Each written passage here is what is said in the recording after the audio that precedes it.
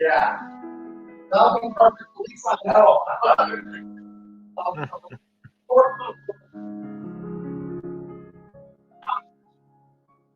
A hot mic there, Andy.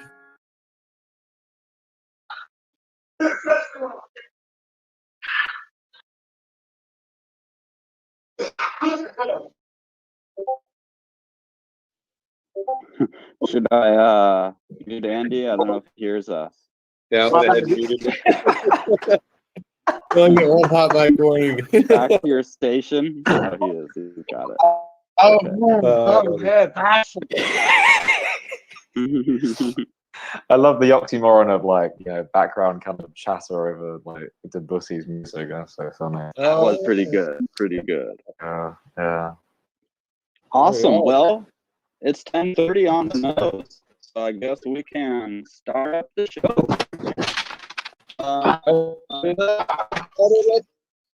Let's go. Let's do it. Super stoked to be here. Super stoked to be here with all you. Again, we're here to, you know, talk books and stuff. We've got a special guest for you today, and a couple of updates and whatnot.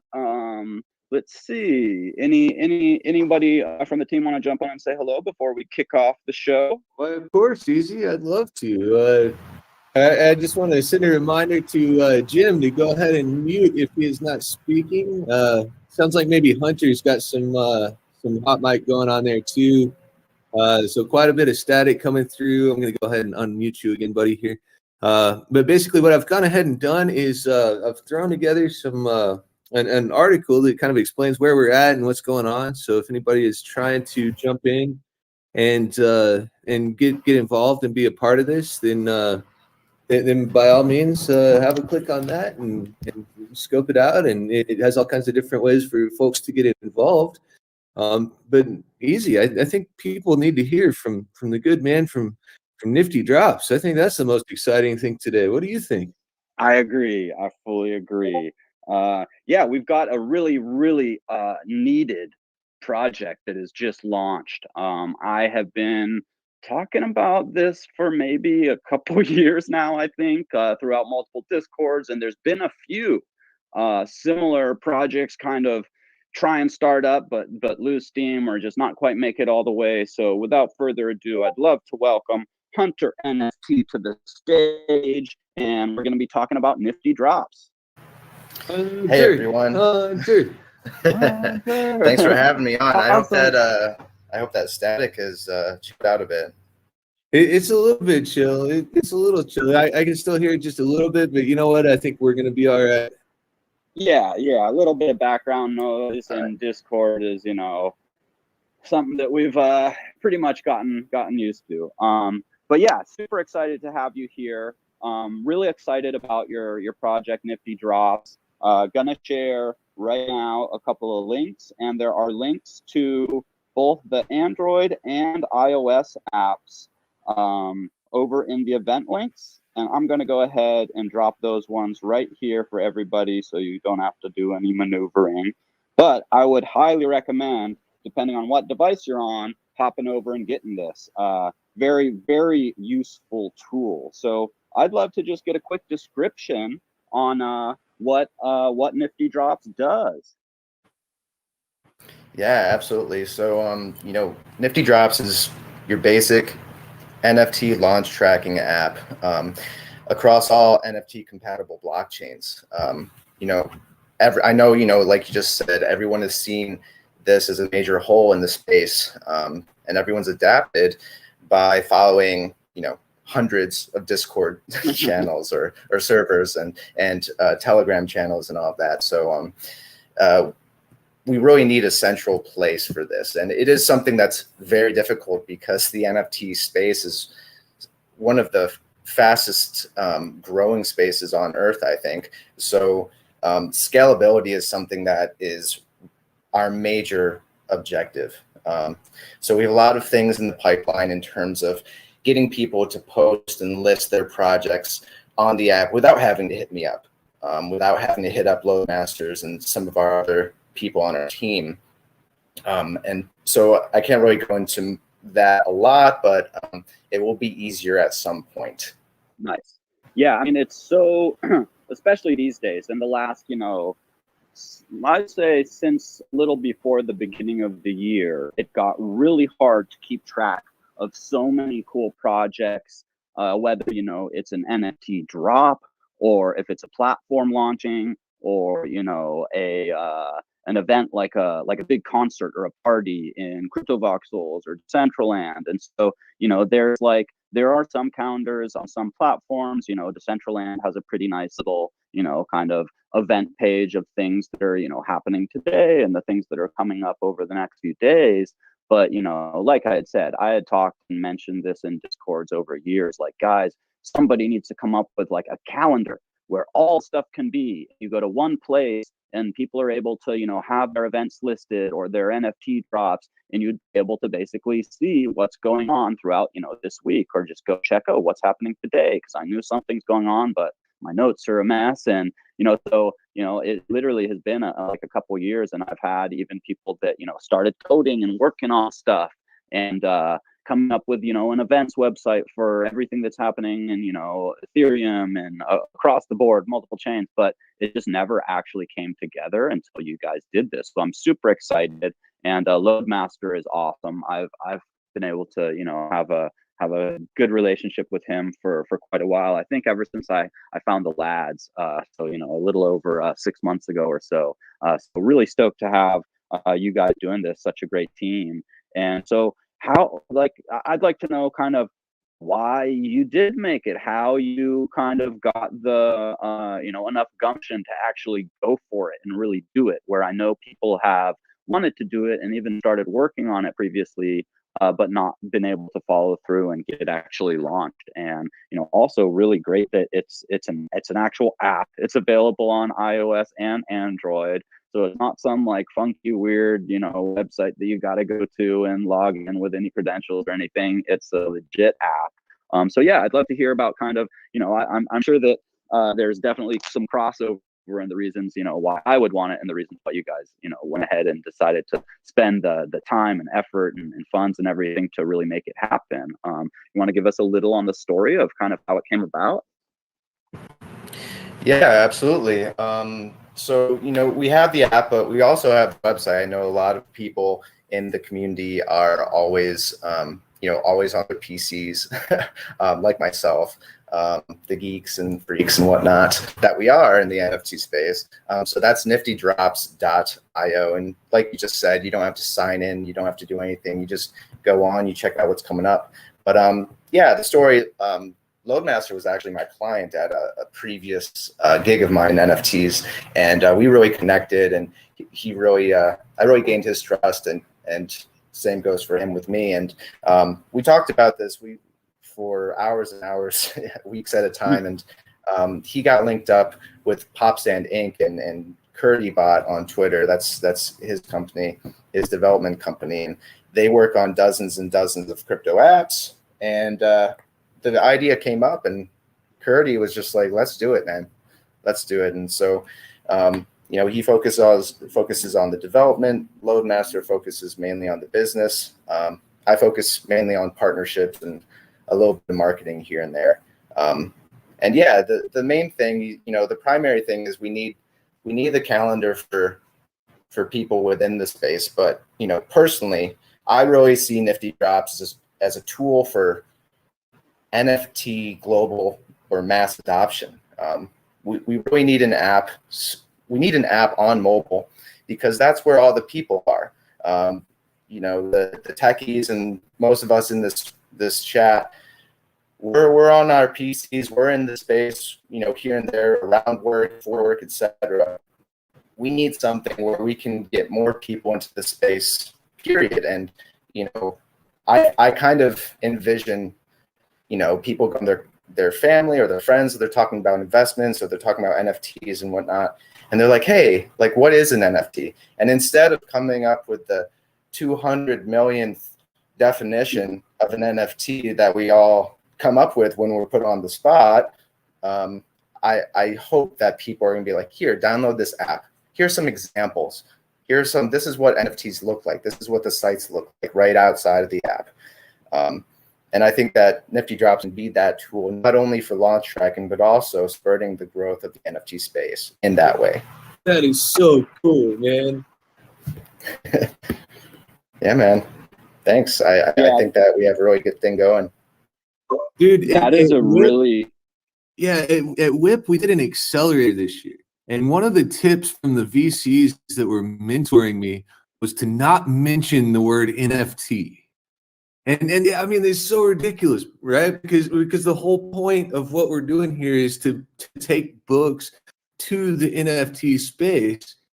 And you know, everybody was just like, well, it's too confusing to mention NFT like in a pitch or whatever. So it's so exciting to me to hear of somebody, you know, finally putting something together that you can just put into somebody's hand and let them see, you know. Oh yeah, man, I had been so excited about the calendar aspect of it because I'm literally like I've been selfishly only, but that's a great point to be able to use it as a tool to show. And you're kind of on the fence and you're wondering what different things can be done with it, and I showed you like one or two things, but to be able to just pop open the Nifty Drops app and be like, look, here's an event that these people are doing, let's say maybe the Crypto Jazz Fest that Jack's Jazz is doing this weekend down in Newport Beach. I'd be like, look, see, so there's like dope jazz musicians that are NFTs, and I could scroll down a little more and find some other, you know, maybe like gaming thing that's releasing, or a big like, you know, gaming competition where you could win a bunch of money and be like, look, see, people can play video games and earn money with the blockchain and NFTs. And then I could go down to a really cool artist and be like, look at this amazing art, they painted it, and you get an NFT and they send you the painting. Well, that's a really great tool for education as well. So that's a great point that you hit on, and I'm super stoked to be having another you know, just tool in my kit for explaining what what you can do with NFT, because there's so many possibilities. Oh, absolutely. Yeah. That in terms of the events and stuff that you talked about, what you're going to see on the app for the next coming months is more so just the launches and drops of projects across gaming, art, etc. But that is something I've been toying with in terms of sometimes I'll go in, like for example, this morning I just went in and I put in the Deadhead Resurrection that's coming up 7 p.m. tonight, Eastern, because I just dig it. And I think that that's something that many people have their eyes on, or many people should have eyes on. So it's something that we're going to have to balance that out in terms of events, drops, launches, etc.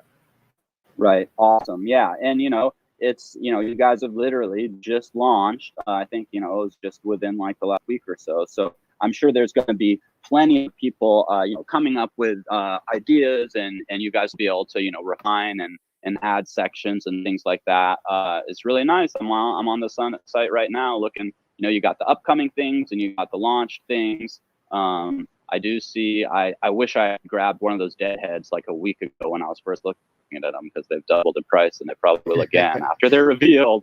Yeah, they were like 0.1 something, and now they're like 0.3 something would be the lowest. And it was like, oh, this sounds cool, but I hadn't looked into the project much. So this will also help to be able to, you know, see what's coming up and then click into it and be able to go check out their site and learn more about, you know, the drop that you heard about, because sometimes it's just, there's too much going on. I got too many tabs open on my computer, you know, so it's just hard to get back and like dive into someone's Twitter or, you know, all these things, because there is so much going on. But being able to kind of narrow it down a little by coming over to Nifty Drops and being like, okay, these are, I remember that. I see, the Akites Nifty Gateway drop that's coming. I think that one.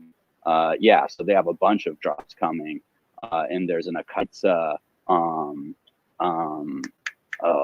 name blank. Brinkman Akites collab that is just ridiculously dope. Definitely hoping to score one of those. But yeah, just such a useful tool. And then how would, let's say there's a project that has, a launch coming up, or they've got their big drop upcoming, how would they be able to get on and have their drops listed through the Nifty Drop app? Yeah, so right now, as I talked about earlier with scalability, right now it is very manual in terms of onboarding. So the best place, if you're a small to large project trying to get on the app, would be to hit me up on Twitter. So that's at Hunter, HUNTER _NFT on Twitter. My DMs are always open, and I love talking to projects, large and small. We do some vetting for some projects. Generally, we look for projects that have a use case that is unique or something that makes sense. We're not just trying to put on any random stickers from Wax or etc.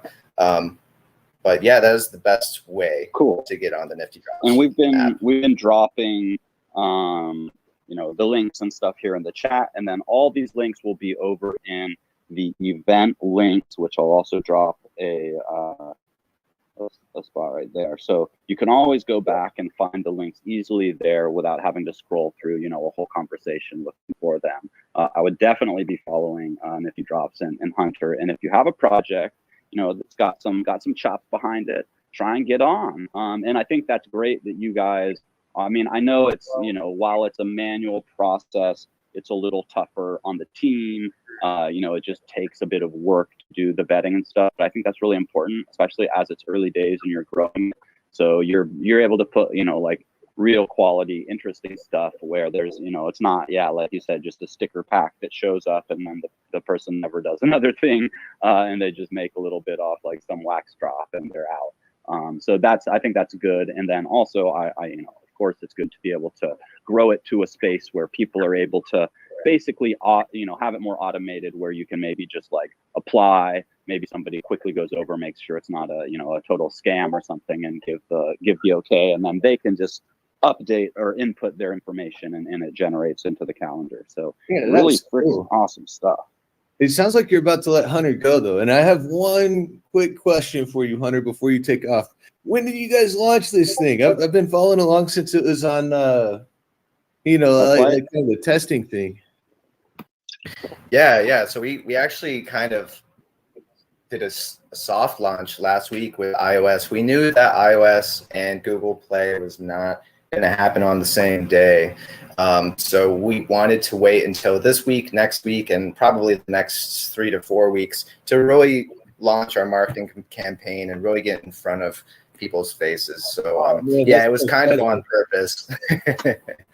So I've got some fairly well vetted projects coming through. Maybe we should be trying to work together to promote some of the NFT books that we're creating at WIPPy, via the Nifty Drops app. It might help us both out. What do you think? I think we definitely need to do that. Let's get on. Yeah. That's dope. It would be so great to be able to also tell people, that are interested in NFT books and what WIPP is doing. And we're launching our NFT book bazaar soon. And we've got all sorts of cool stuff in the works and coming to fruition. So it'll be great to be able to say, oh, you can see when our next books are dropping on Nifty Drops. And then they get the app and they're like, holy shit, this is showing me like a bunch of cool stuff that's happening. So yeah, that's awesome. We'll definitely get that going. Was wondering, any questions from the audience? If anybody, either has a question about how they can use this app or benefit from it, or I think we already know how to kind of get more involved is to reach out to Hunter. And if you've got a cool project, I would say reach out, because this could be a huge benefit to letting people know what you're doing and when those dates are. A kind of a decentralized central hub of information and just, yeah, so useful, so great to have this finally upon us. Awesome. And yeah, if there's anything else you want to share with us, feel free. Yeah, for sure. I mean, I think that's basically it. Like I said, you guys, I'm hoping that everyone's going to see a lot of us over the next weeks with our campaign and such. And if anyone ever has any questions, just come and find me on Twitter. Awesome. Well, thank you so much for coming on. Really, Thank you, Hunter. stoked. I've got the app. Oh, it's a pleasure. Thanks so much. Yeah, this is epic. I'm super stoked. I turned on the notifications, so I'll be able to get those. So I don't even necessarily always have to go check in. I'll be checking in here and there, but it's also nice to be able to just have Nifty Drops be like, hey, remember you wanted to know about this? So great work on developing. It looks, really clean, really nicely simple in a way that I like. Easy to navigate. No, no fee involved or anything. So really, peeps, go out and download the app, or at least go over and check out on the website, which is all that stuff. Like I said, is in event links, so you can just go pop over to links any old time and check it out. Oh, I have an idea too. Before you take off, Hunter, I want to show an NFT book off. This is our current book of the month for the month of July. It's by Eric Stowe, who I've been friends with since we were very young. It's called Happy Man. And basically what we've got is a book club. And what the book club does is it reads through these books for a month at a time and basically just kind of gives people an opportunity to come in and discuss. We've decided to do it asynchronously for the time being, just, because the community is still kind of small. We haven't really quite taken off yet. But we've got some really, really cool books. I actually recently read a different one too called The Ivory Palms, which is by a man named Redding Hunter. If you've ever heard of lo-fi music, this guy was like really central to that movement about 15 years ago. And so he's actually taken up writing, and he's fucking amazing at it. So this one's called The Ivory Palms, and I sat down and read all the way through this one. And I mean, really and truly, it was just really, really well done. It was almost kind of a Shutter Island type of vibe, and it's one of those where the illusion at the beginning of the book is like so masterfully crafted that like at the end when all is revealed, you just I don't know, it's like really, really, really shocking and just a big surprise and just hell of a book.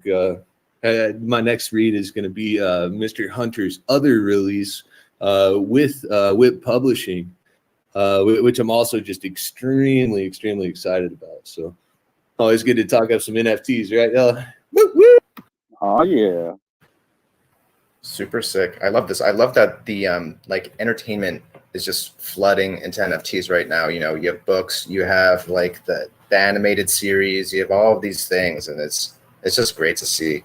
Totally. Yeah, It's the future of the internet, man. I mean, this is really Web 3.0. That's what's going on.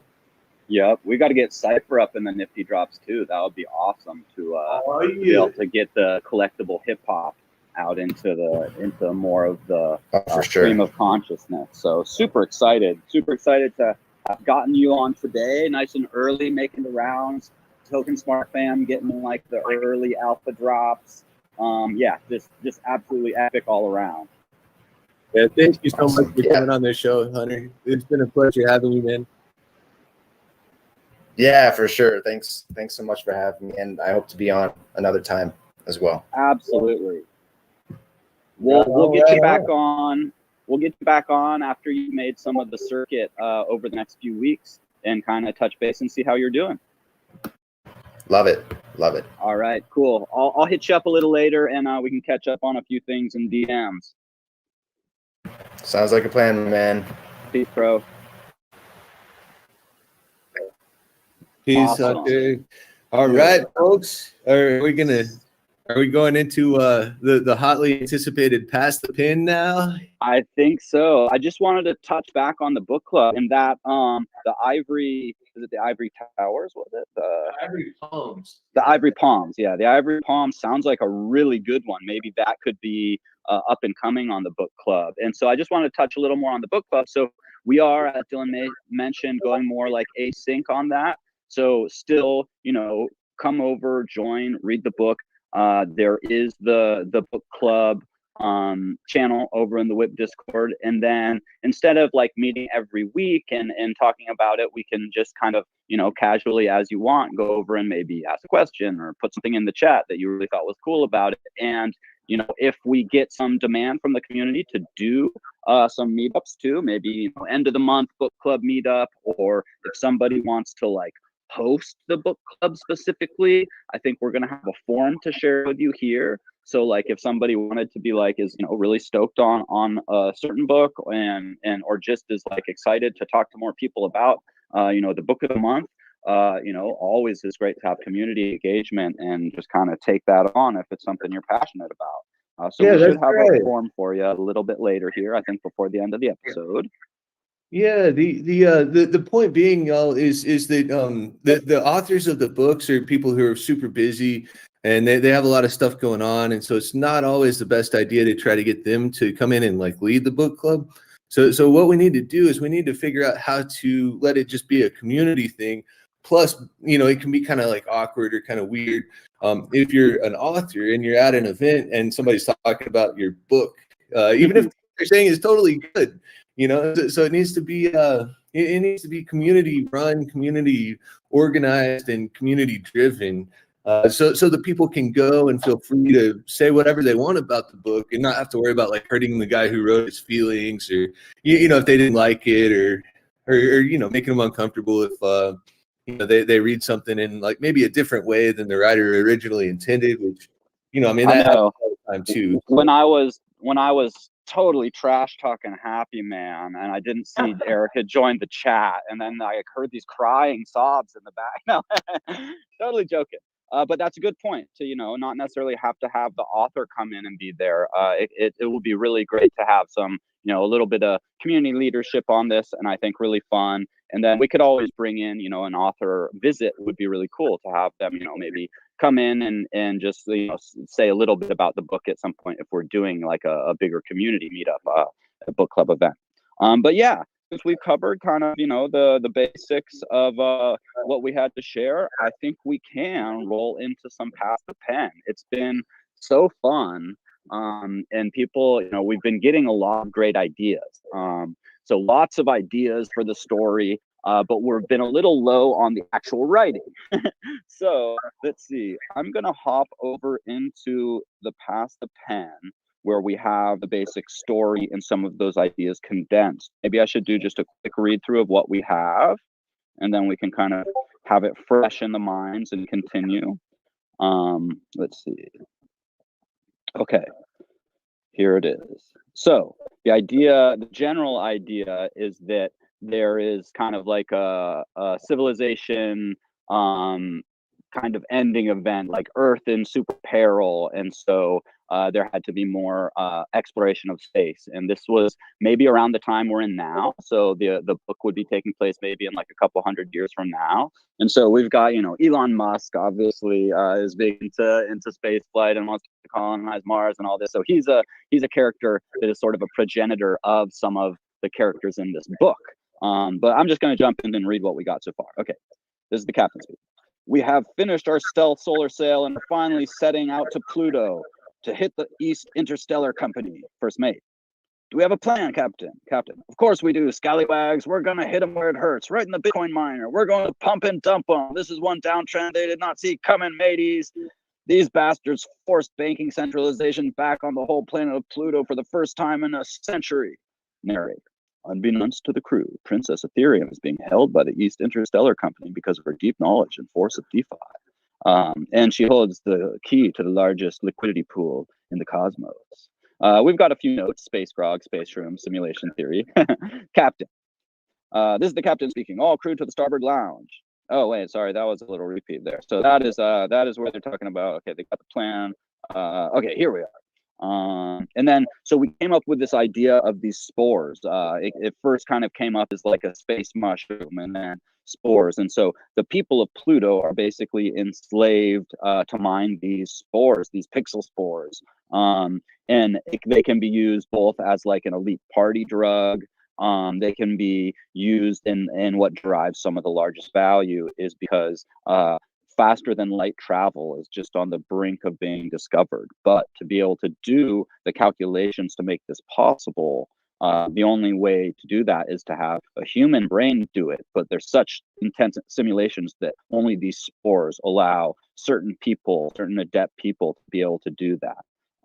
Okay, so continuing from Pass the Pen over in WIPP from the last week, we also came up with a great name for the evil CEO, and that is Harry Richard Musk.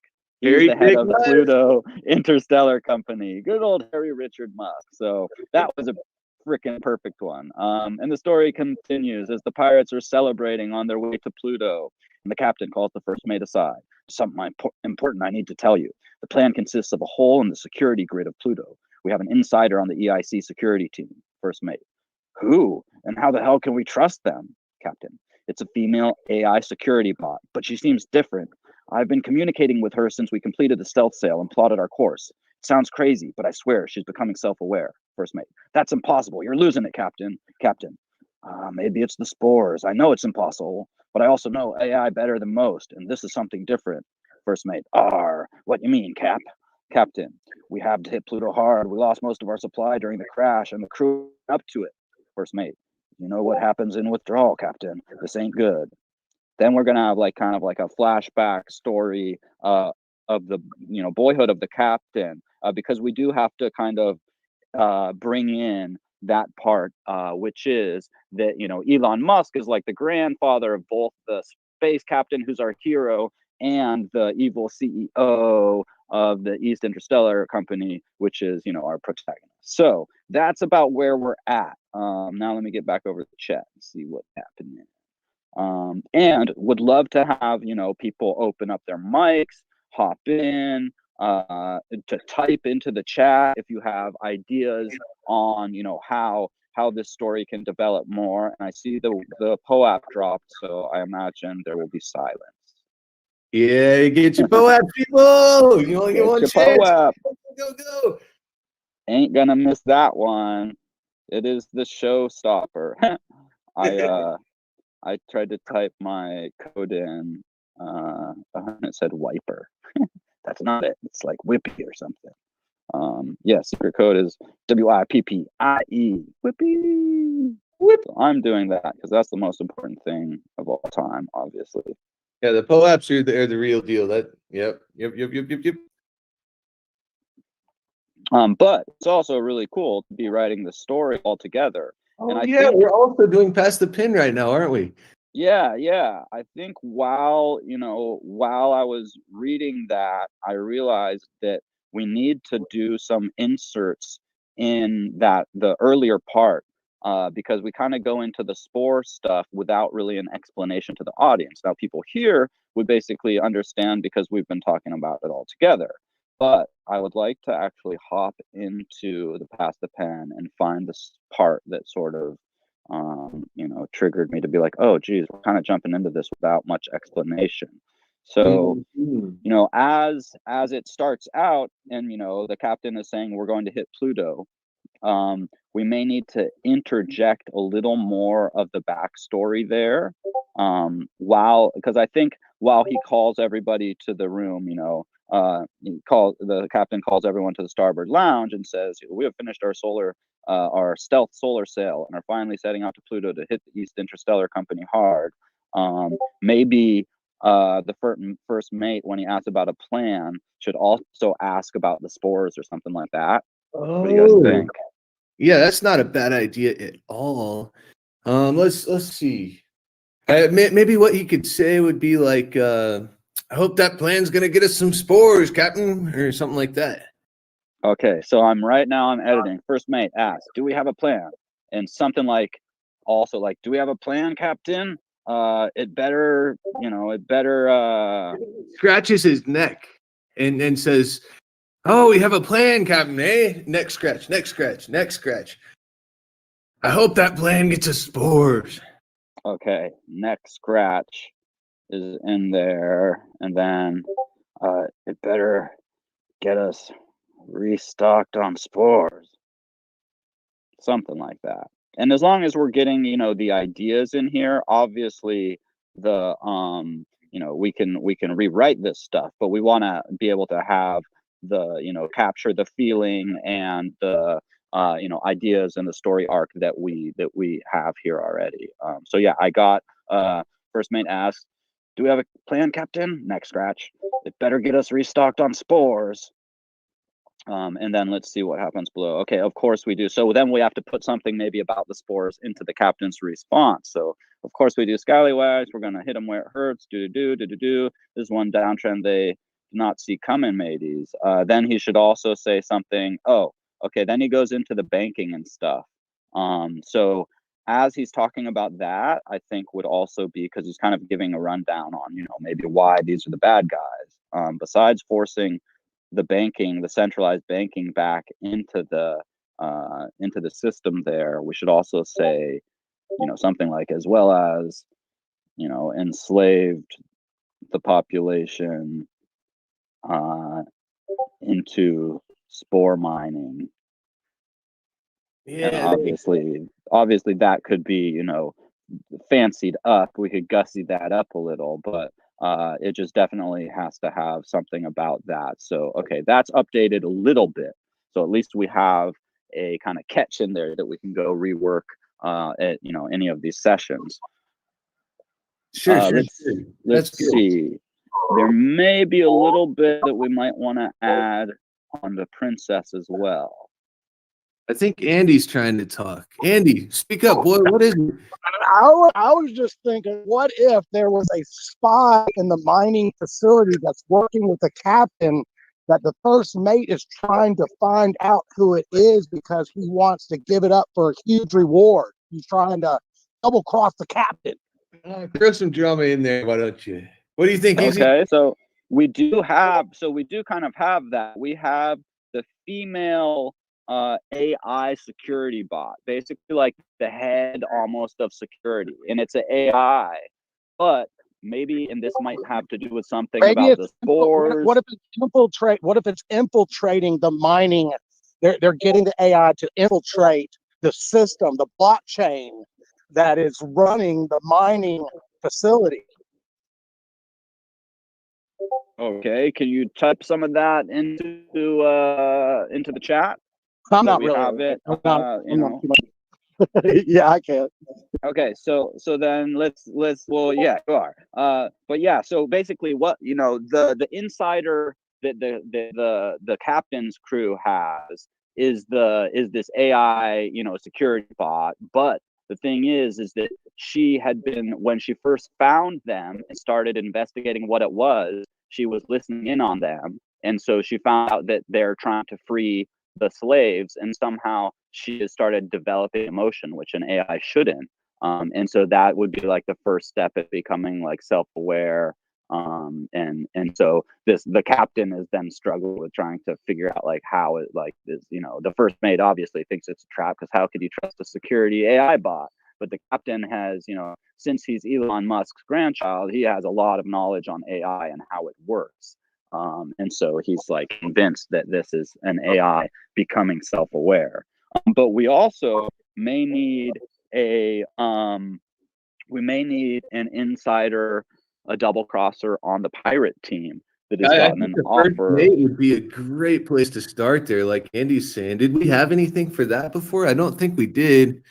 But it just puts like some drama in there, doesn't it? So he can be absolutely on one hand, but he can also be kind of bullshitting the captain about some other things to try to make the mission fail, I guess. What's his in game, Andy? What does the first mate want worse than anything in the world? Maybe the first mate and the captain go all the way back to when we go back in that story and he sits on Elon's lap.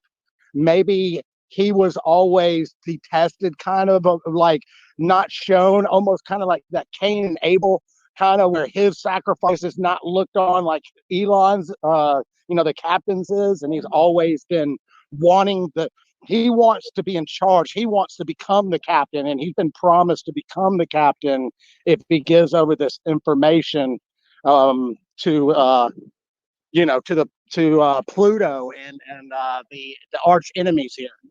Well, wait, why would they make him the captain of the pirate crew?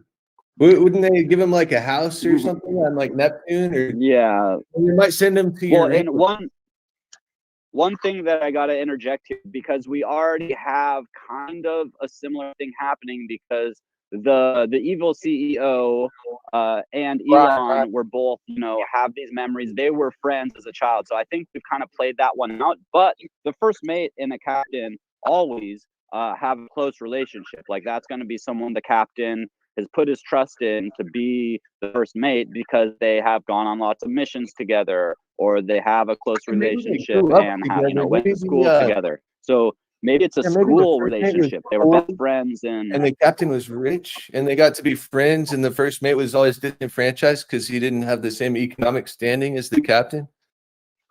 Right. And the captain has almost given him everything he has, but he still somehow is resentful. The captain, if he's this poor guy. And when you mentioned about the AI, I did have a flash about like how that comes about as far as the emotions and everything. Like maybe the AI mentioning that they feel like, I feel like, and the captain being like, what do you mean you feel? It almost kind of reminds me when Sophia got citizenship to Saudi Arabia, they asked the AI what she wanted to do next, and she said she wanted to raise a family. Whoa, that's so weird. Trippy. Yeah, I think the AI saying that I feel this way, or I feel like, the captain being confused, like, what do you mean you feel? Yeah, cool. Right. So it would be great to get, because right now the captain's holding his cards pretty close to his chest. He's let the first mate in on this secret, but there's no way he could share with the crew, because they would absolutely, freaking the AI. mutiny. They would throw a mutiny if they knew that the plan consisted of, relying on the enemy's security AI to get them a hole in the security grid to fly in through. So it would be really good to have some dialogue that the kind of captain could be like remembering back to. Really, he's trying to figure out like what is going on with this AI, and so to have that conversation between the captain and the AI, when the AI would reach out and be like, introduce herself basically, and the captain is like, oh my god, we're done, we're about to get lizard out of the sky, they've tracked us, but then the AI is like, it's like, whatever, it's my job to like shoot you down, but I feel like you're doing what's right or something. And then the captain's like, wait, what do you What's mean? the captain's last name? And then I can't remember. Let's see. Oh, we never came up with the captain's name. It's super like mysterious. Like, he doesn't let any of the crew know that he's actually related to us, because that would also be like a thing of trust. Okay. So it's super like he has to have a nickname, besides just captain, and then his real identity will have to be like super secret for the first part of the story and to the crew and stuff, because they wouldn't trust him. Now maybe the first mate knows, and he could also threaten the captain to reveal his true identity as part of their confrontation. Yeah, what should the pseudonym be? Anybody in the event? Any suggestions? What should the captain of the space pirates? What's a space piratey pseudonym? What's his nickname? Captain. I mean, if you're thinking about there's Captain Blackbeard, there's a Long John Silver. Do we have a pun on Long John Silver? Oh, wait. Instead of Blackbeard, let's go Bluebeard. How about that? Captain Bluebeard. Or Long John Bitcoin. Yeah. Long. Yes. I'm a big fan of Captain Face. Moonbeard. How about that? I know Captain Bitbeard. No, Moonbeard. Moonbeard. Yeah, I like that. I like that. All right, Captain Moonbeard. It's spacey. It's crypto-y. And it also sounds like I don't know, I'm sure there's a couple kids in the area I grew up in, kind of hippie area, that are named like moon this and moon that. So it's got multiple aspects. It's like, got kind of the hippie side, and they are, tripping on spores. So but then it's got the crypto, the mooning, and it's got beard. I think that's a pretty perfect captain's name. Captain Moonbeard. At your service. Okay, guys, I'm writing up a little communique that the AI is sending to Captain Moonbeard now. So I needed the salutation. It says right now, Captain Moonbeard, I'm reaching out to alert you that my systems have detected your presence in the asteroid belt. However, due to certain issues with the establishment I am designed to protect, I have decided not to share Destroy. my network.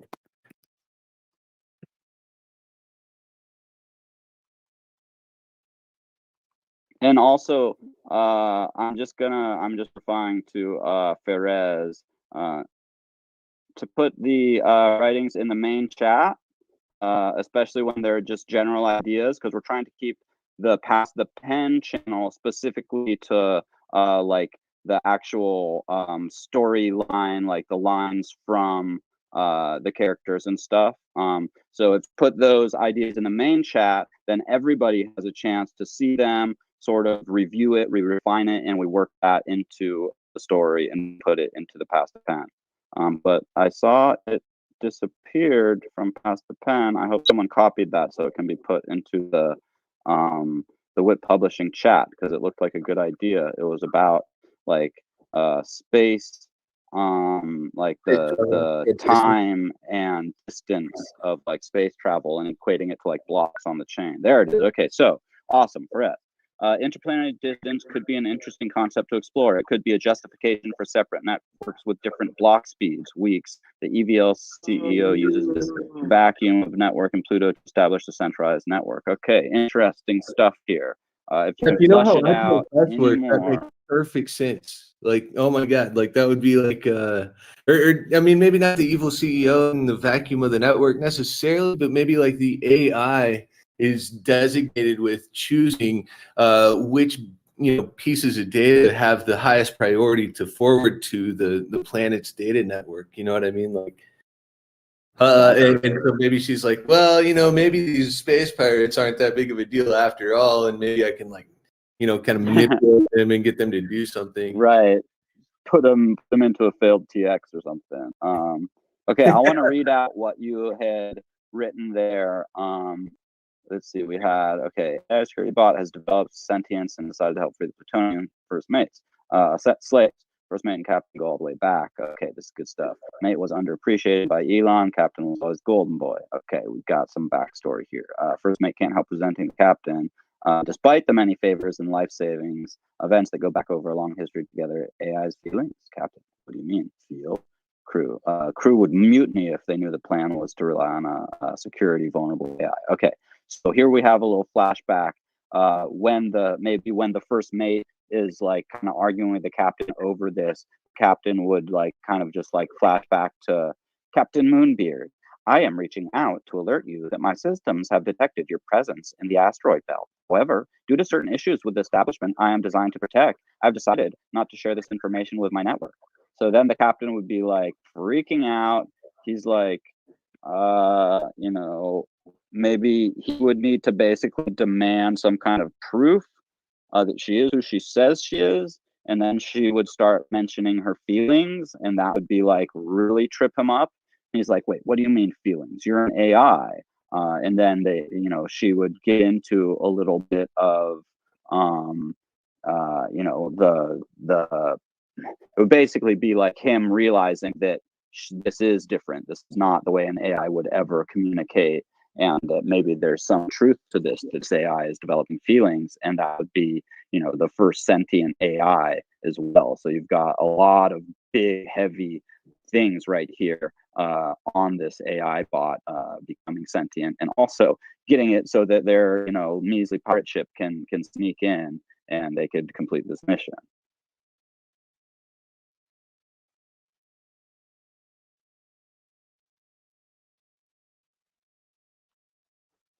Okay, quiet.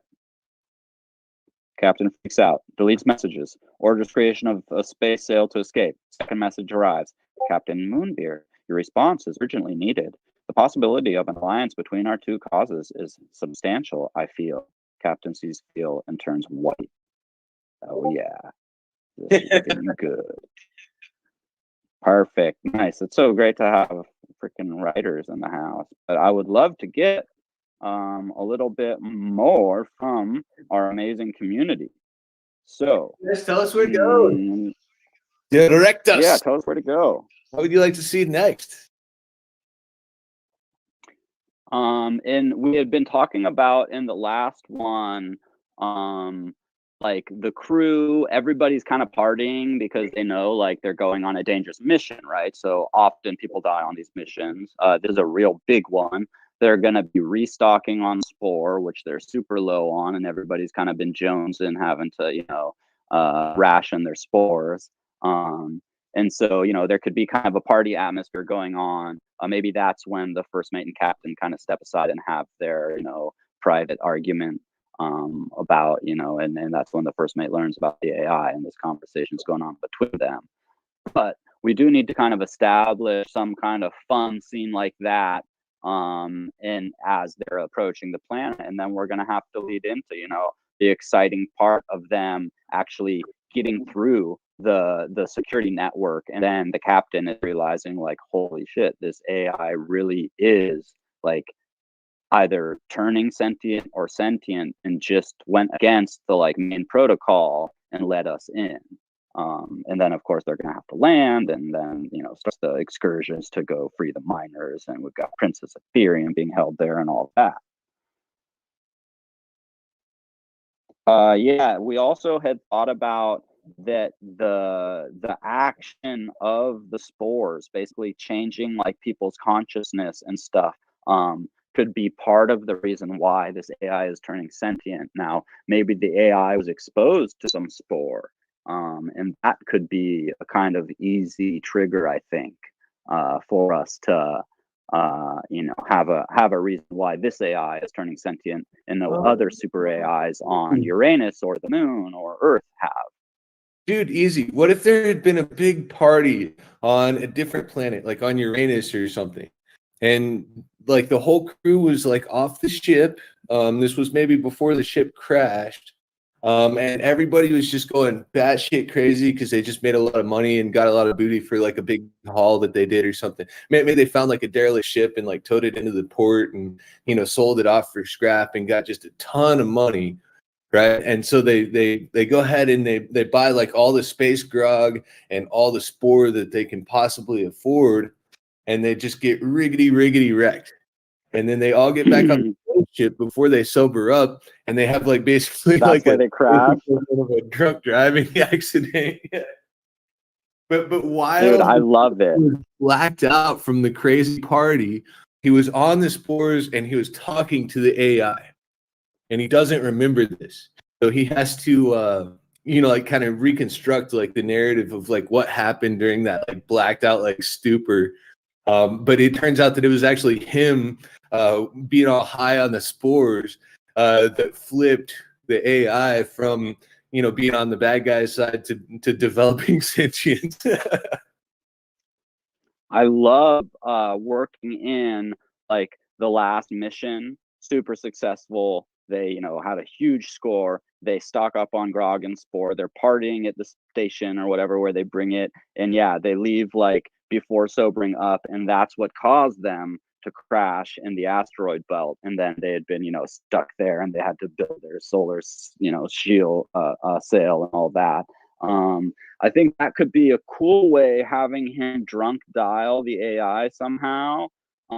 But I think maybe would be more like digestible for the reader would be some kind of where this AI actually was contaminated with spore, like either sample that was brought back, or when they first were setting up on Pluto because they had detected. The other thing was, we had talked about a philanthropist, one of the big tech gurus back on Earth, and this would have been during, so like, backstory. We had an idea where an asteroid, and this is back before this specific part of the story is going on, an asteroid crashed to Earth and had some spore on it. And so, you know, there was some scientists that found this and analyzed it, and they fucking like whatever blew their minds and shit. So there's only, you know, it was kept secret by governments, but obviously people like high up in the tech sector would get the chance to, you know, work with governments on, you know, identifying what it is, how it works, where it came from, and all this. So it's being, you know, it's very top secret. This spore could hold like the, you know, answers to the universe and stuff. And so while working on it, only, you know, a couple of these high tech rich companies have access. And one of the dudes, who's actually like a good person, rare, actually, you know, is part of the hunt. You know, Elon and Bezos and all these guys are sending ships out to hunt for where this, you know, where the spore came from and where there might be deposits of it. And the guy that finds the giant deposit on Pluto, which is like the biggest concentration of spore anywhere, actually goes public with the information. And so that creates, you know, he probably gets assassinated for, you know, letting the info out, but that creates a whole new like space race across the board on planet Earth to try and be the first company that gets to Pluto and sets up a good mining colony. So Stellar Corp, being the biggest, gets there first, and maybe while they're setting up their main base, they've brought like the most advanced AI ever, and it is in like a human robot form. They've brought the most advanced AI ever to Pluto to help protect this biggest find. It's the most valuable thing in the freaking universe as far as we're concerned. So maybe they're in the early days when they're setting up and they're bringing some spore samples back, there could have been an accident, and people, like, everybody got exposed, but they didn't think it would affect an AI at all. So that was like no worries. Like, people there had to be treated and made sure, like, blah blah blah, they're okay. A couple of those people lost it, and they're like just locked up in a little sanatorium there on Pluto. But so maybe I think that would be a way where you'd actually have the spores themselves changing the AI into a conscious being, and it's just taken time. I love it. How do we write it? And that's the hard part. That's a bit to write. If anybody has an idea on how to write that out, I want to make a suggestion, and I also want to shout something out before we finish. My suggestion for this would be to sort of perhaps, we've been so focused on the micro aspects of the story, all the cool lines, all the cool pieces of dialogue. I think we've maybe neglected the macroscopic aspects, you know, the big shifts, you know, the actual large sort of journeys that the characters take zoomed out, and the moral messages. I think they're both important in different ways. Perhaps if we dedicate, I don't know, this is an idea I'm going to throw out, perhaps we dedicated some time to maybe sort of thinking about, you know, the sort of the larger journeys that the people take, you know. Thinking about it, storyboarding it. Yeah. Yes, exactly. We need to make a storyboard. That's what we can do in Pass the Pin on Friday in WIPP Discord. Yeah. Nice. Storyboard together. That's 3 p.m. CST Friday, just so everyone knows that, who wasn't here last week to hear the announcement. I think that's still 3 p.m. CST. Am I right? Let's see. Yeah, I think that's 1 Pacific. CST. Lovely stuff. I'm just going to throw the WIPP Discord invitation to the chat here, just so everyone has that. Sounds good. Sounds good. Let me just do that. And quick thing, I just want to announce before, because we've got 2 minutes left. I just want to announce that I believe in WIPP Live, I'm in 2.5 hours. That's 4 p.m. CST. I'll be with Andy, and we're going to be talking about the next release of the next 20 pages of his book, Synchronistic. Next week, man. Next week. Next week. Is it Wednesday. next week? It's next week. Okay. Listen to me. Don't listen to me. Pressure, Right.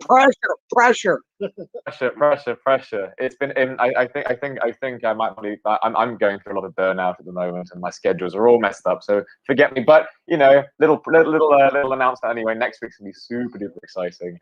So when absolutely.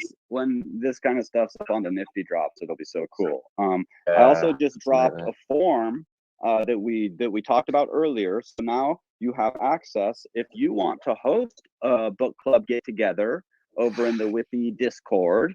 There's a form now to be able to sign up and do that. So if you know the book of the month is something that you're really vibing with, and you'd be like, oh, I want to talk to a couple other people that are reading this, then you can be able to kind of set up and host a book club meetup, and we can help, you know, tweet it out and support you there. And I'm sure some members of the team would probably be more than happy to try and come by too.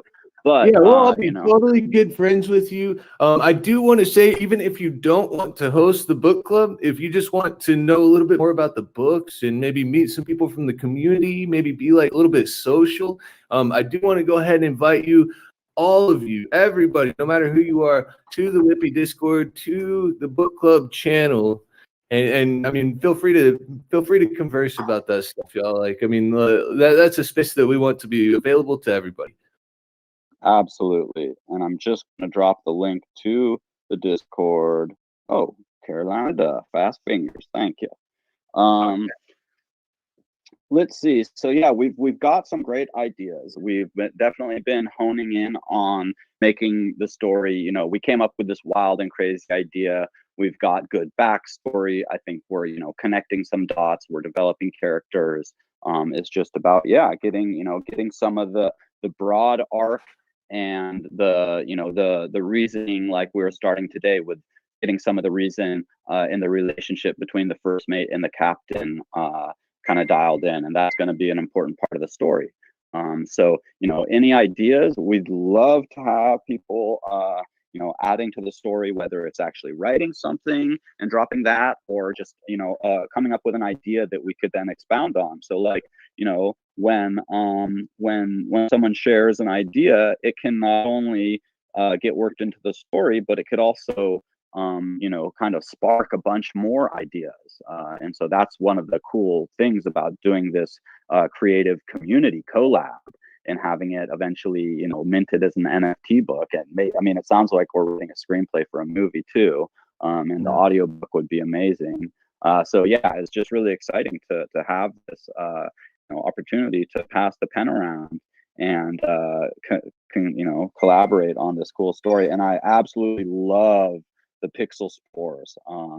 Indy posted an image of that that is, you know, probably I would assume came from Eric, although maybe Indy just did that up himself. It's very, very cool. Image to come help us like write the part where the spores take over the computer. Oh man, actually, I might. Yeah, like, I mean, he's fucking cool.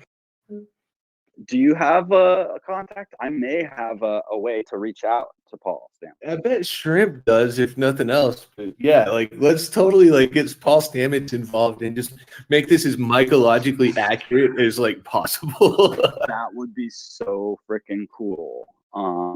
Yeah, because he knows all about the you know, deep. He probably has the deepest understanding of shrooms about anybody. Science, like, yeah. Love it. Well, let's see. We've been going for an hour. I think we could keep trying and truck in a little bit more. Maybe we hammer out. Let's see. I want to look in the actual past the pen and see where we're at. Okay. Ooh, I think there's something new there. So yeah. So after the captain has his little freak out and deletes the messages from hearing from this bot, it then, you know, a second message comes in. Captain Moonbeard, your response is urgently needed. The possibility of an alliance between our two causes is substantial, I feel. And the captain sees feel and turns white. Flashback to present, previous mission. A big score, derelict spacecraft discovered and sold for massive profit results in a major party with the entire crew.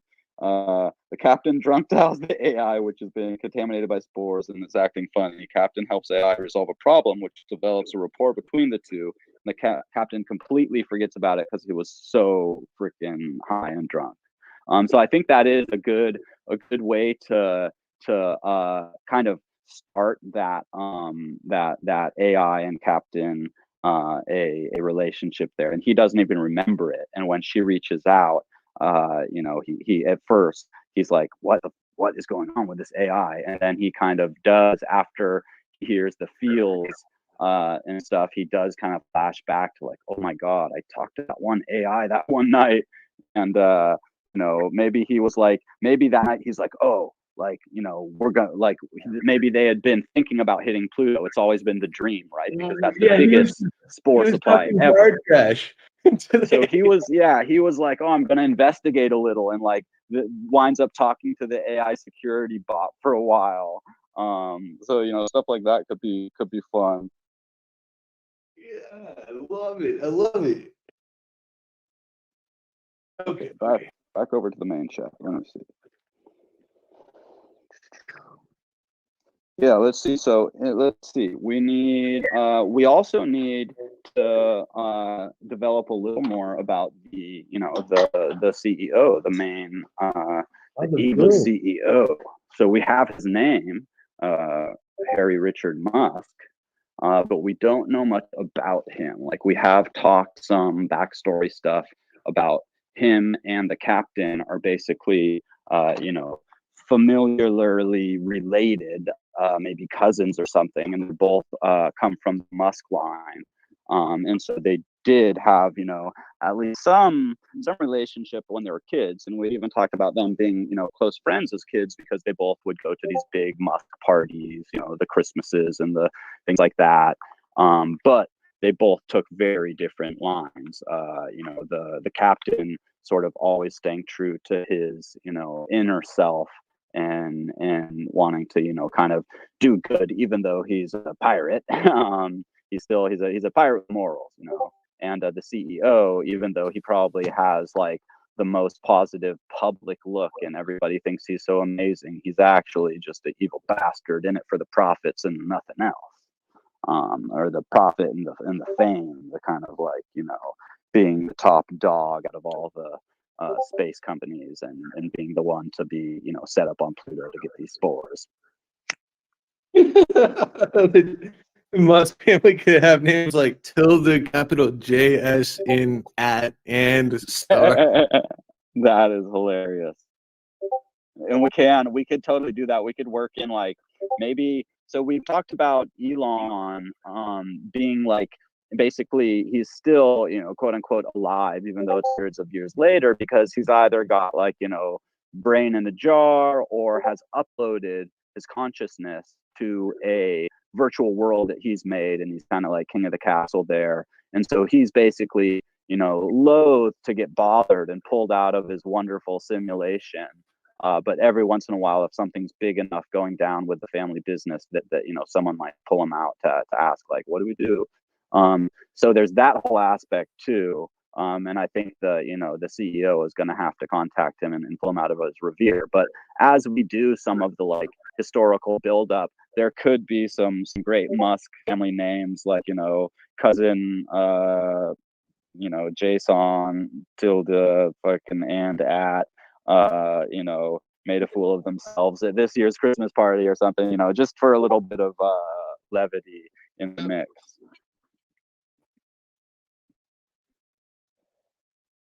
Is that too, is that too loud and fast? I said that it could be pronounced. Oh yeah, no, I like that. Futuristic names we have no idea what they'll be like, right? A couple hundred years from now. Have you ever seen Army of Darkness? There's this one part where Bruce Campbell is required to say Klaatu Vesrata Niktu, and he forgets Niktu. Oh yeah. He says the first two words and then he goes and that's clearly not good enough because it's magic and everything, but right. chaos ensues. Yeah, any of the throwback kind of references to, like, any, you know, like 80s culture and stuff like that is always fun to work with. It just needs to be funny on its own. Right. Yeah. Oh, man. Well, let's see. What are people saying? Somebody's summoning. Who's summoning, Canwolf? They must be summoning to the spore god or something. Where did these spores actually come from? We never even thought of that, because that could be an interesting play on it too. You know, maybe there's we talked about different like simulation theory stuff too a little bit. And we had even talked about these spores could be used to like break out of the simulation if like you're in a drum circle at the beach there and you're summoning, maybe they're on spores and they're like trying to break out of like the matrix. I don't know, that throws a whole nother crazy level into the story though. Yeah, what's the matrix in that case? We need a definition for it. I think maybe the matrix is like sort of a like in this case it's like the culture of Pluto, right? Yes, It's gotta be something. exactly. Or yeah, the culture of like basically modern culture just being so brainwashed by your this by then social media and virtual reality. Like maybe more people are actually spending the majority of their time in these virtual fantasy worlds, and so it's become like so intense that that might have been part of why Earth just was falling apart. And so they called that the Matrix. Yeah, And like break out of the fucking Oculus when you're yes, sober, it to be drives you nuts. connected. So somebody Yeah, has like to give you the mushroom to be able to take off the headset. You know what I mean? Like you're it's like a wearable fact that you lose your mind if you take it off when you're sober. So that's how you have to break out. ooh, right. So yeah, you're basically like it would be the spore is almost like a tether back to like real reality, to like being in your body. I like that. So I think we've got, so yeah, it's not like you're not waking up in a sack on an alien ship when you come out of the Matrix. We're referring it to more as like the current cultural norm where people just live their lives, basically, connected. And so to be able to like actually be in your body again and like go outside or whatever, it's almost like unheard of. But these spores can help break you out of it and kind of like rework your synapses so that not only like depending on your like natural abilities as an empath or whatever, you would have possible telepathic communication, or maybe somebody that's like a shaman would be like get like telekinesis and stuff, and like even this AI being turned conscious, sentient. So a lot of interesting stuff that we can work, I think, with that aspect of it too. So you could almost have a whole here right quick. you could have a whole like movement on other planets and moons of people that are starting to break out of the average reality, which is just plug in and earn credits by the matrix, we'll call it, basically like mining all your data points of your blood pressure and what ads arouse you and all this, and you're like getting credits for watching ads. But what if you could actually go outside and like pick a piece of fruit off a tree if there's trees, or I don't know, like, so there could be kind of a resurgence in people connecting in real life. Like hugging someone or talking to someone person to person is just unheard of because all you interact with is online in the so-called matrix. But connecting like on a deeper level with humans is what the spore is allowing people to basically do.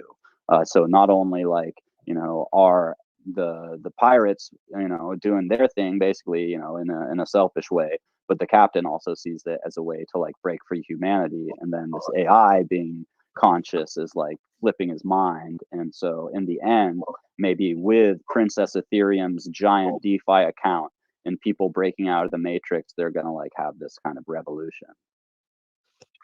Yeah, maybe that's why the feel idea hits them so hard, is because like you just said, with the AI getting these emotion and these feelings all of a sudden, what if the AI is actually teaching the crew again about what it is to feel in those types of To ways? be human, yeah, because the AI is such a fresh sentient soul that it's like, you know, it's actually almost more human than most humans these days, because it's like a fresh, you know, a fresh consciousness almost that hasn't been tainted with all the ad networks your whole life growing up and all that. Very interesting stuff. So let's see, AI, new consciousness. And maybe we get to see somebody go nuts. Maybe somebody who doesn't know about the need for the spore, you know, takes off their wearable device or whatever and just loses their shit. And that's like a scene that we do. Maybe that's like somebody's memory. Maybe that's like how the first mate like lost his wife or something. Ooh. That's kind of dark. I like it though. I'm also gonna put just a little blurb of, oh, okay, I see a bunch of people, oh no, okay, I was in the wrong one. Okay, yeah, I thought a bunch of people were posting and Pass the Pen, but not. Okay, so we also have some more that Dylan has written there, and I'm just throwing the little idea of the AI consciousness being super like having more humanity than most humans. Okay, so spore diminishes functional connectivity between different brain regions and limits the activity of the default mode network.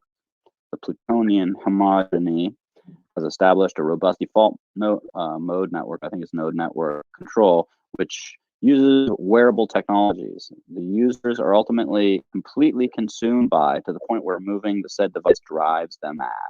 Receiving a dose of spore naturally diminishes the hold in everyone's consciousness established by these neurological methodologies. So the process is provide spore, wait 2 hours, remove wearable device, wait for sobriety, reacclimate to the world. Dope.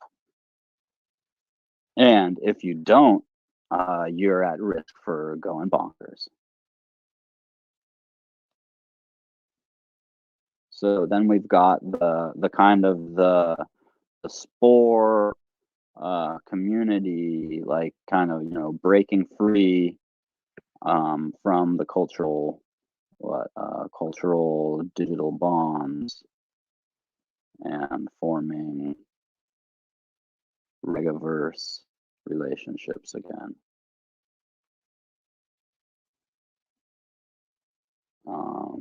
Let's see, evolution.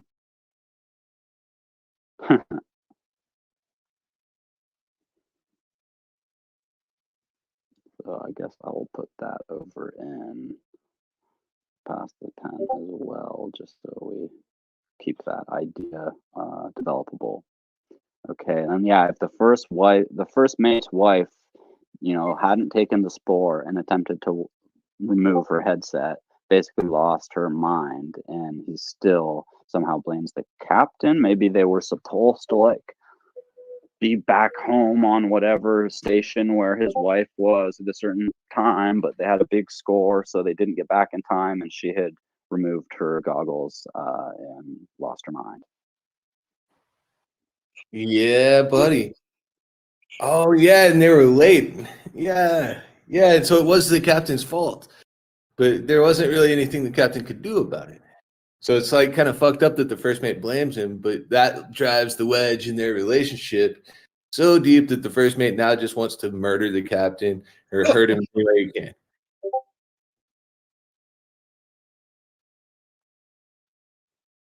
Yeah. Let's see. I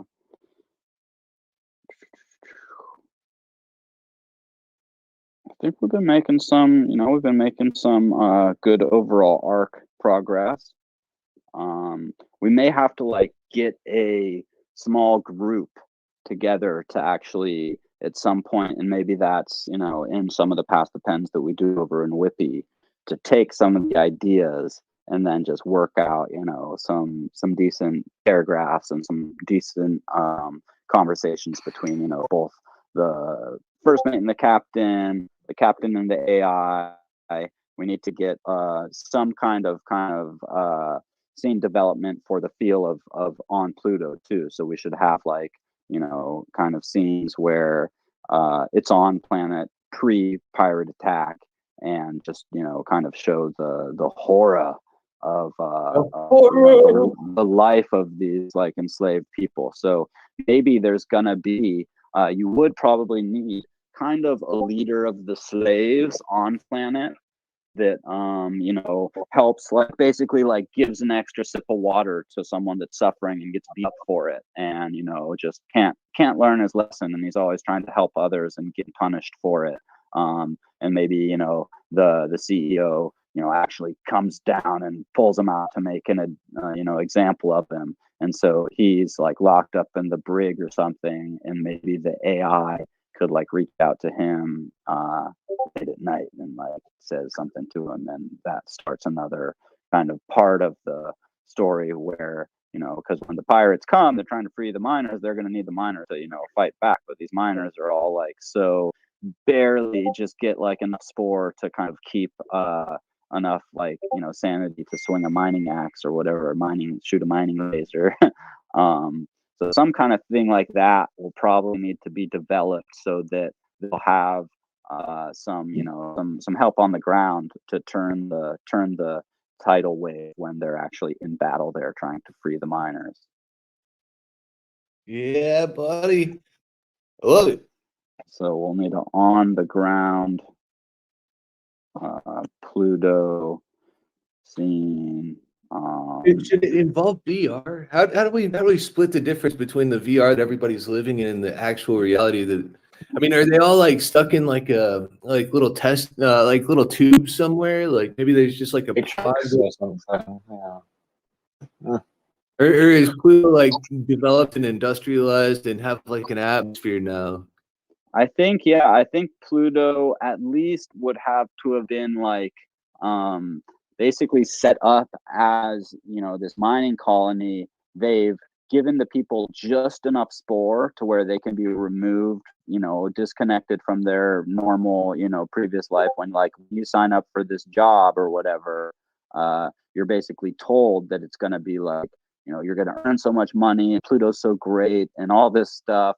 But then when you get there, they give you just enough spore to where you can handle being disconnected for long periods of time to mine, but you're basically, you know, you're living in like horrible conditions. You're beat by the, you know, guards, and you've been tricked into coming to Pluto thinking you're gonna like make all this money and go back home rich, but really you're just pulled out of your like normal life, which is mostly, you know, VR, and you're set to work in these mines. And I don't know, I guess if there's not a atmosphere on Pluto, I guess they would have to wear, you know, spacesuits, and maybe they're also super janky and people die all the time from their spacesuits bringing leaks, and like the main dude speaks up against it saying they need better suits, and they beat him, and if he tries that, you know, so I was just writing, let's see, on the ground Pluto scene, leader of miners helping people, demanding better suits, etc.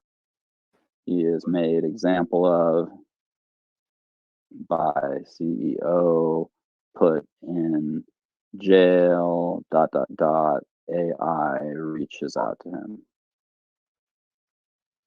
What if that guy you're talking about is like this investigative reporter for the Galactic News Network, and he's trying to uncover this story, and you know, the people that he's interviewing they all are like, oh, it's great here, you'll love it here, come to work here.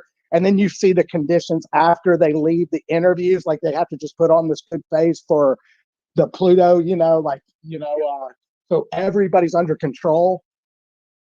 Yeah, and Harry Dick, I like that. is like Kim Jong-un or something. So basically he's come in undercover, or he's come in either undercover as a reporter, or he's come in like as like a big name reporter, and they basically at first they're like, you know, showing him all this fake shit that basically it's going to be all great, and as soon as he sends that report off, they, you know, feed him a little spore, disconnect him, and put him in the mines. And then he's stuck there. You know, he's like, fuck, I came here to report, and you know, thought this was going to be like, I'm breaking the biggest story of my life. And as soon as they got what they needed from me, they turned me into a slave with all these other people. So he's inclined to, you know, try and figure out a way out, you know, a way off, but it's like impossible. And then he's, you know, advocating for the miners' rights, and he gets thrown in the brig. And you know, late at night when everybody's asleep, the AI like reaches out to him through the little speaker in this jail cell and says like, you know, whatever, starts talking to him, and he's like, who the fuck is this? And maybe she doesn't reveal who she is at first even, but it's the AI, and she wants to help. So she's like trying to figure out, maybe she's warning him like to like you know, to lay off on like the demands, and then maybe to the AI smart and sentient and stuff. Maybe he's the first friend of the AI, and he's talking to the AI and getting the AI to talk to the pirate captain. And maybe that's why she's I think that's actually the AI just got a gender in my brain for some reason. The AI. I think that the AI talks, because that would have taken place before the pirates are on their way, because this was like at the very early days of setting up the Pluto colony, right? So he went there to break the biggest story of his life. Everything goes great. He sent story. Then they enslave him. He's working in the mines for a while. He starts, you know, kind of being an activist for the miners. He gets thrown in jail to make an example of after getting beaten on a few times. The AI reaches out to him in the dead of night and is like, wants to help, but is also, you know, warning him to be careful. They develop basically this friendship. He doesn't know it's the AI. And then the AI, in all her wisdom, after hearing about the space pirates coming to try and attack, has already become friends with this guy. And that's part of why she reaches out to the captain, because she wants to save, you know, the miners, because they're good people. And like, she feels like an affection for this guy who got thrown in the brig. And then the, you know, the AI, the captain's, you know, tripping on all this pretty hard. And then she winds up warning, you know, the guy's been in jail for like a couple years or something. And they've developed this relationship and they always talk. And then she does tell him, like, there's a band of pirates out there. Captain Moonbeard, like the famous Captain Moonbeard, is coming to fucking overthrow the East Interstellar Company. And like bide his time. The time is, you know, the time is coming. And that's when he was getting out of jail too. So he gets sent back to the mines just at the right time, when in the next like couple weeks these pirates are going to be coming. So he has to help organize some kind of defensive on the ground for when that attack comes. All right, so I've written some more stuff in the Pass the Pin chat. I've got, former reporter for Galactic Times, went to Pluto to break the story of historic opportunities, gets duped and trapped on the world when he's uncooperative or whatever. Reporter interacts with AI. AI calls pirates. Pirates are drunk and surprised and crash their ship into an asteroid. Pirates still need more spore. Build stealth light sail. Agree to attack the East Interstellar Company base in return for more spore. And maybe Dread Pirate Moonbeard. Ooh, I like the Dread Pirate. Yes, the Dread Pirate Moonbeard. I like it. We're getting good references in here. Prince of God. This is really coming together.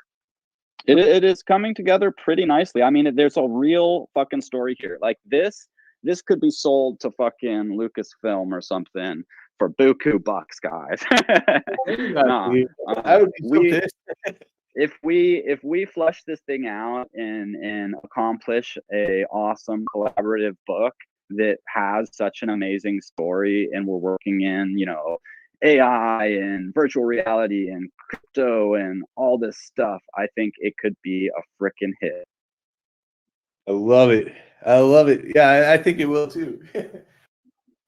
We've got 3 minutes to go.